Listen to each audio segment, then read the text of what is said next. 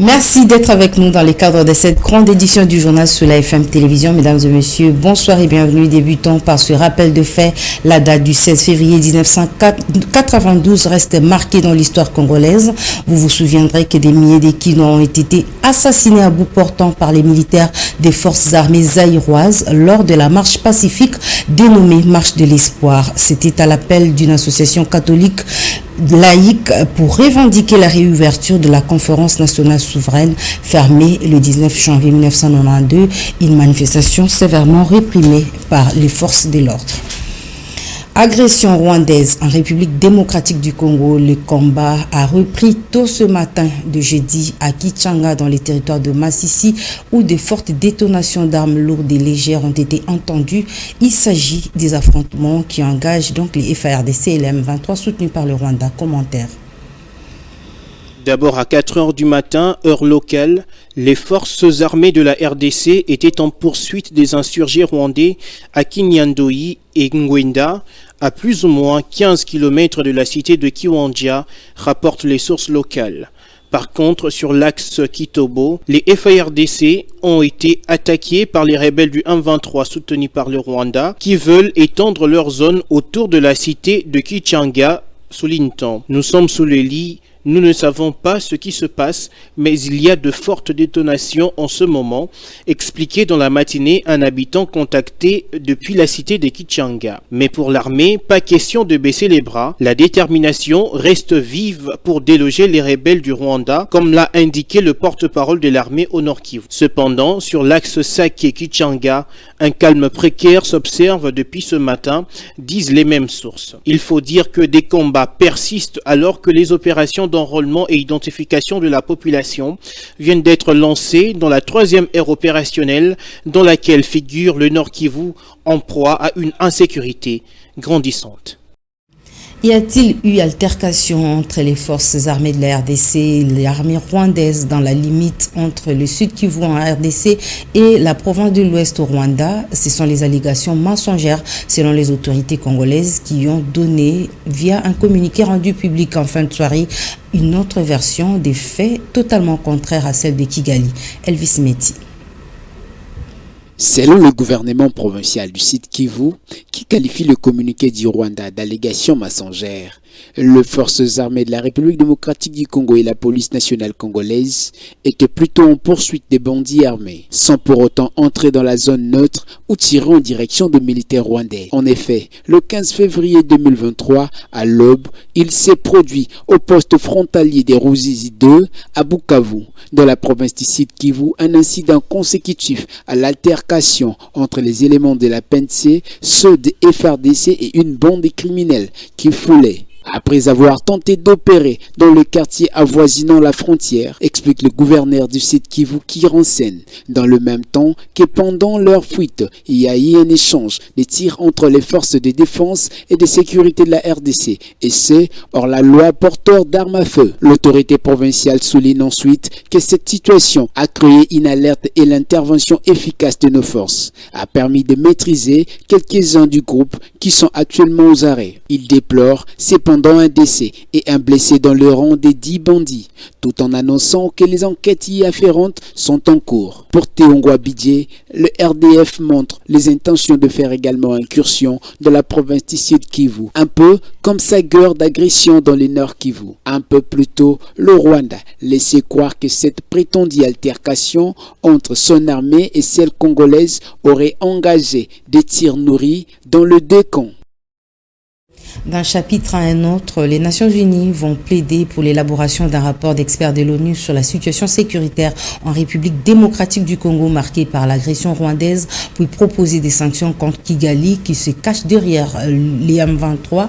Propos de Modeste Bahati, président du Sénat, qui recevait à son cabinet de travail la sous-secrétaire générale des Nations Unies, Elise Brand-Skeris. On en parle dans ce récit.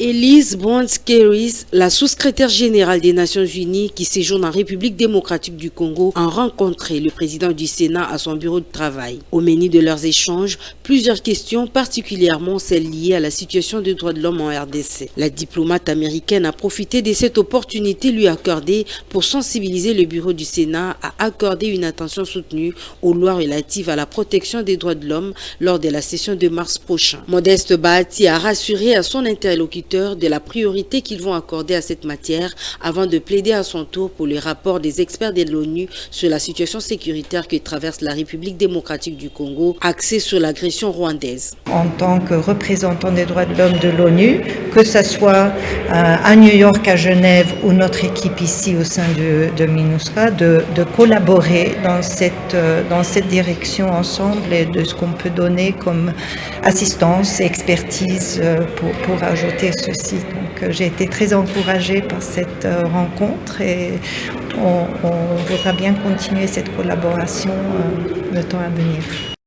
Une autre audience accordée par le président du Sénat, c'est celle du ministre intérimaire du Transport, Marc Ekilali Kombo, qui était accompagné par l'équipe dirigeante de l'établissement public du Trans-Academia. Ils sont venus informer le président du Sénat de l'évolution de la mise en œuvre de cette structure née par la volonté du président de la République. Rappelons qu'au sortir de cette audience, le ministre intérimaire du Transport a affirmé que Trans-Academia sera opérationnel dans un bref délai pour bien aider les étudiants à se déplacer dans les meilleures conditions. C'est ce jeudi que la centrale électorale a procédé au lancement de l'opération d'identification et enrôlement des électeurs dans la 3e ère opérationnelle.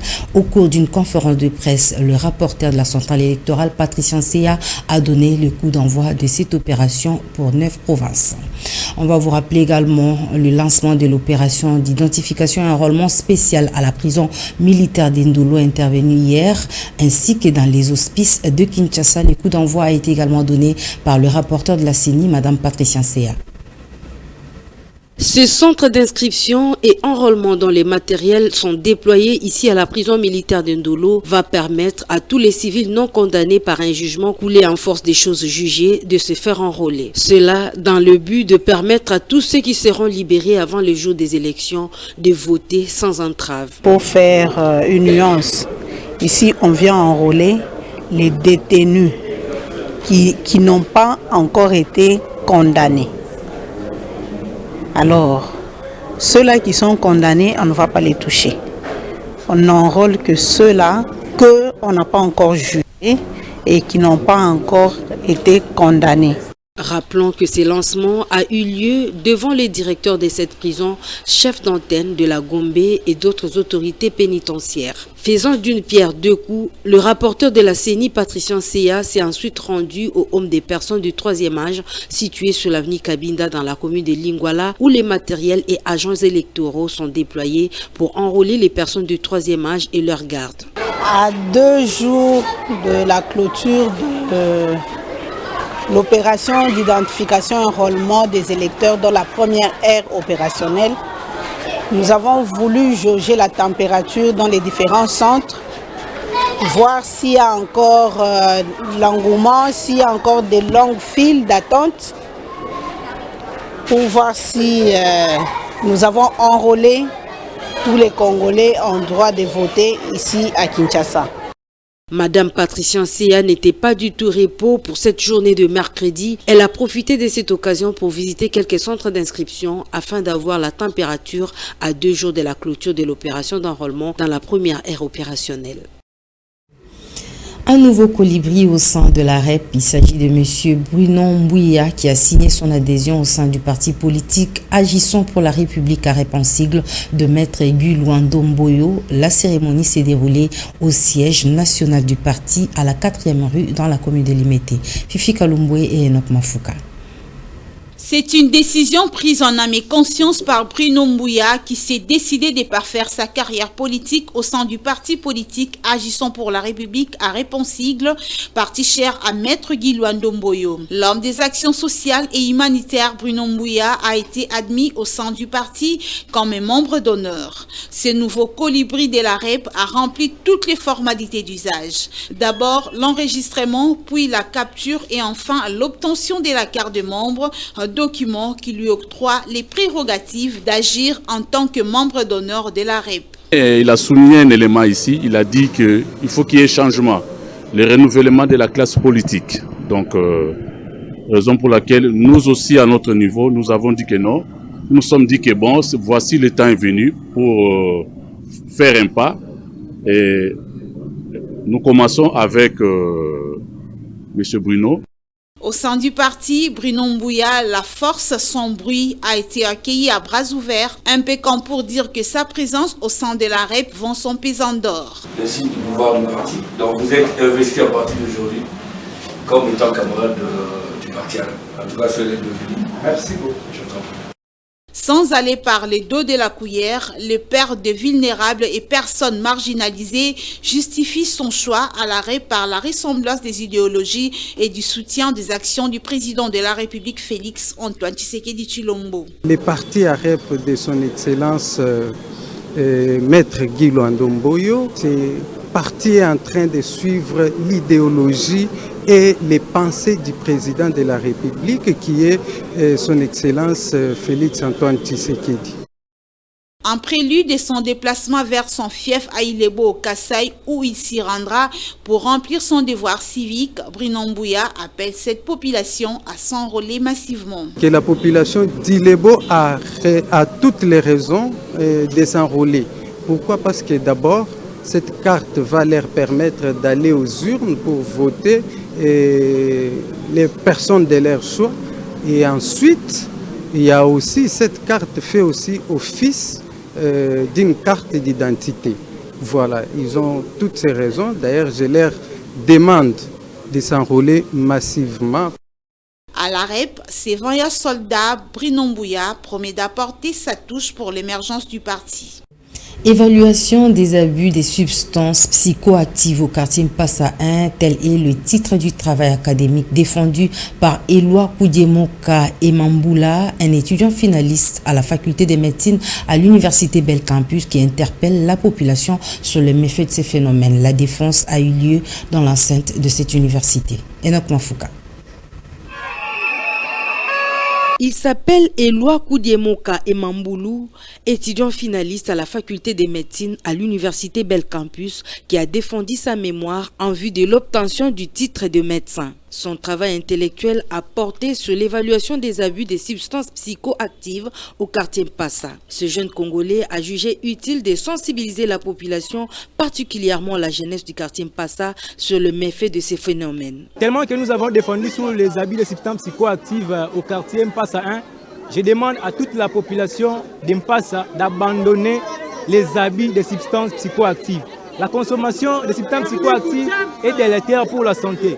C'est pourquoi nous demandons à toute la population de Mpassa d'abandonner ces pratiques, puisque ça crée beaucoup de problèmes sanitaires. Ce travail intellectuel a permis à Eloi Koudiemoka Emambulu d'interpeller la population, plus particulièrement les jeunes. J'ai vraiment des sentiments de joie, des impressions d'honneur, puisque nous venons de finir nos études à ce jour. Ce que je peux donner comme conseil aux jeunes, de suivre les chemins de l'université, de suivre les chemins de l'école, puisque les études constituent une assurance pour que demain vous puissiez gagner votre vie. Il porte désormais un titre académique qui lui permet d'exercer la fonction de médecin en République démocratique du Congo en vue de sauver les vies humaines. En société, la population quinoise vivant au quartier Matadi Kibala implore le gouvernement congolais à faire d'urgence pour arrêter un grand ravin qui engloutit des habitations construites en matériaux durables. Cette population crie avec des détresses. Suivez. Ceux qui ont connu le quartier Matadi Kibala dans la commune de Mongafula ne pourront peut-être pas le reconnaître. Ce ravin grandissant qui détruit des maisons construites en matériaux durables et les dégâts causés par les pluies diluviennes qui se sont abattues du 12 au 13 décembre 2022, lesquelles avaient d'ailleurs occasionné la coupure de la route numéro 1 dans son tronçon compris entre Matadi Kibala et Anvrak. Tant que prince Boukani kuna nde accident o nyon sotozu yango. Nanda bundenge zo Boukani. Tala banda bundenge kei. Eza pasi mingi. Gouvernement atala bisoli kamboy. Mon érosion tout droit nanda kunangai. bananda ko ebukana biloko nyonso etiola leta azosala biso ta eloko moko te tolalaka na église ti ozomona toza na église tozoforce kaka koluka ta ya kolia me fika kolala eza te. Selon les habitants du quartier, aucun effort n'a été déployé dans le sens d'arrêter cette érosion. Ngai nde nazali chef de localité awa tozali na commune na Mongafula quartier Matadi Kibala o eza localité Lisanga.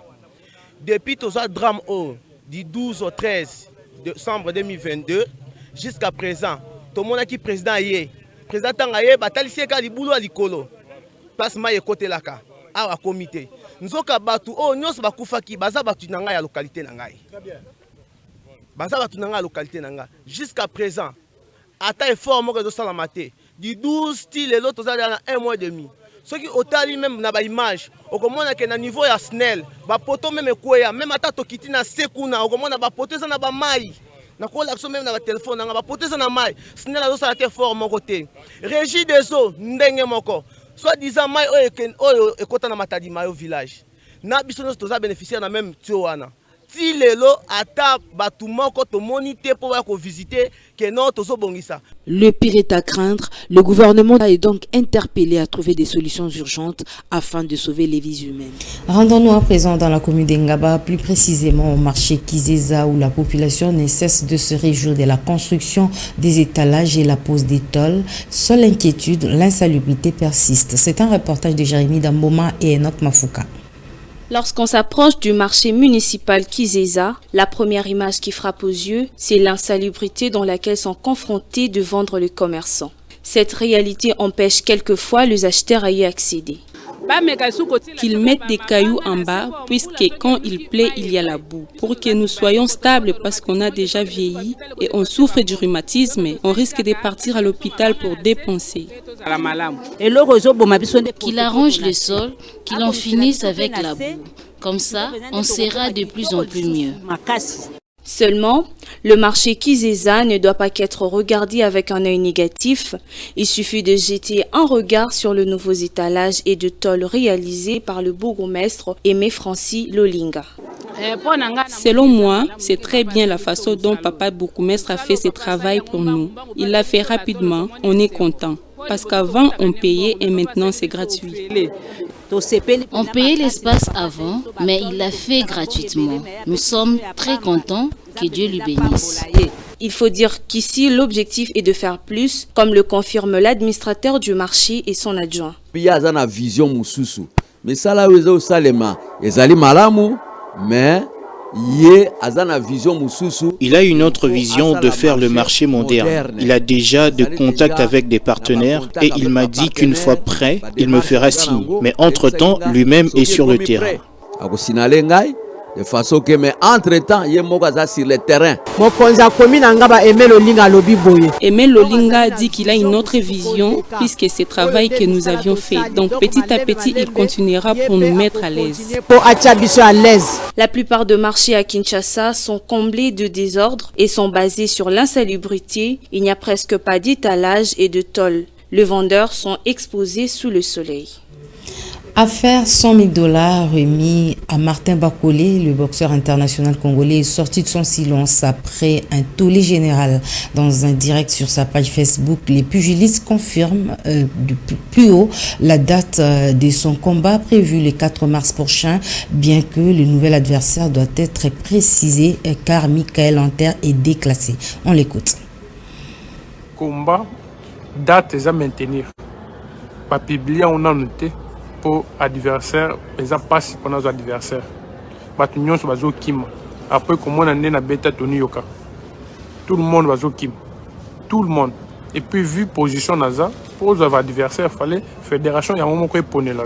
Une fois beaucoup monde a que ba poner adversaire en demi, magamunion surtout budget tout. Beaucoup monde a que ba publier. Mais date entre ngai na équipe na promoteur na tu es que date est pour les 4. Mais bah publier dans notre pour au publier ce que adversaire en demi dans notre Michael Hunter a qui obligé ce qu'on a mis dans un problème c'est que écarté il fallait pas le kamuto à kondima de honta ya kimi a boy combat ba force kamuto te muto ba force kanaka ta box dans la ranking est champion on est champion soki moto abimi challenger ozo obligé ko bundana ye ndenge junior makabu azo obligé ko bundaka na baduja mais ngai na delo bako benga ngai Michael aza challenger abengi ngaki on aza posa to bunda na boy bako forcer ngate l'unique moto wa forcer kana kati ranking eza moto aza champion teneur ya titre po biso to bima po to ya ba challenger une fois aza challenger oza qualifié puisque pour na bunda na moto aza champion Michael azolo ba n'importe quoi amiyebi bien bato yo bakomela ki bozonga susu bokomela Michael Anta pourquoi ça une année au bundité Michael Anta pourquoi vous avez un problème na côte pour nani. Il y a du retard dans la livraison et réalisation de certaines infrastructures dans le cadre des 9e Jeux de la francophonie. C'est ce que reconnaît l'administrateur de l'Organisation internationale de la francophonie en visite à Kinshasa. Je vous propose de le suivre. Eh bien, ma mission ici à Kinshasa s'inscrit dans une série de visites et de déploiements de missions d'experts de l'Organisation internationale de la francophonie et du Comité international des Jeux de la francophonie pour continuer à apporter cet accompagnement, cet appui aux autorités de la RDC pour l'organisation des 9e Jeux de la francophonie. Bon, il est clair, on ne va pas se le cacher, qu'on connaît certains retards sur la livraison et la réalisation de certains travaux d'infrastructure qui, je le rappelle, sont un chantier très ambitieux, très complexe, avec beaucoup d'infrastructures qui sont nécessaires, pas simplement pour le jeu, bien entendu, mais qui sont censés être un legs pour la jeunesse et pour le peuple congolais ici. Donc nous veillons à continuer à appuyer les autorités congolaises, s'assurer que ces infrastructures soient livrées à temps pour les 9e Jeux. Je pense que la volonté politique est absolument claire de la part des autorités de la RDC. Et la volonté d'accompagnement de l'OIF et de nos États membres est absolument claire. On a besoin que ces Jeux se tiennent. La jeunesse francophone a besoin de venir à Kinshasa pour démontrer sa vaillance et ses talents au monde entier. Donc on veut tous que les Jeux se tiennent. Il y a encore quand même des grands défis, mais vous savez, c'est un marathon, c'est pas un sprint. Mais on va continuer à appuyer les autorités de la RDC sans faute. Et voilà, c'est par ici que nous refermons complètement cette édition du journal, mesdames et messieurs. Merci de l'avoir suivi. Excellente étude de programme sur la FM Télévision.